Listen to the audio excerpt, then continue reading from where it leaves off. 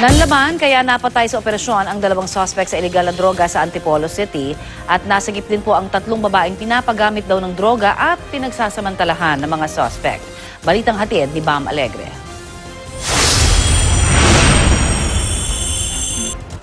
Minala sa nagpapakilala ng pulis si alias Julius dahil totoong pulis ang nakatransaksyon niya sa Antipolo Rizal kagabi. Ang bentahan ng shabu, naging engkwentro, patay si Julius. Nanlaban din ang kasabwat niyang si Rolando Tahan na may-ari ng bahay na lungga ng kanilang illegal na negosyo.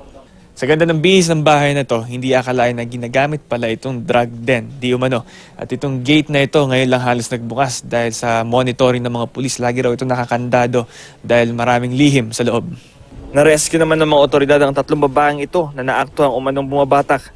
Iniengganyo raw ng mga suspect ang mga babae na magshabu hanggang sa malulong at pagsasamantalahan nila. Parang talagang cohort niya yung may-ari ng bahay. So ang nangyayari, ginagawa nilang drug den dito.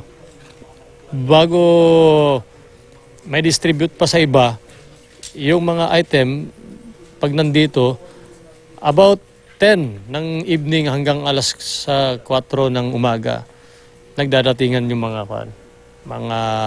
babae, mga minor de edad. Sinasamantala nila na paggamitin. Ang isa sa kanila, si MC, di niya tunay na pangalan. Ikinulong daw na 1 linggo at ginawang sex slave. Sabi ni Julius, hindi, walang aalis. Lagi na lang, tapos pag umaalis po siya, lagi niya nilalak yung gate. Ako po, lagi po kasi, halos pag uuwi po siya, lagi niya akong ginagamit. Sino yan? Si Julius o yung Astro? Parehas. Nabuking ang drug den na ito sa pagsusumbong ng isa pang teenager na nabiktima ng mga suspect. Ang modus daw nung namatay ni si Rolando, sasabihin niyang na-stroke siya at kailangan ng helper sa bahay.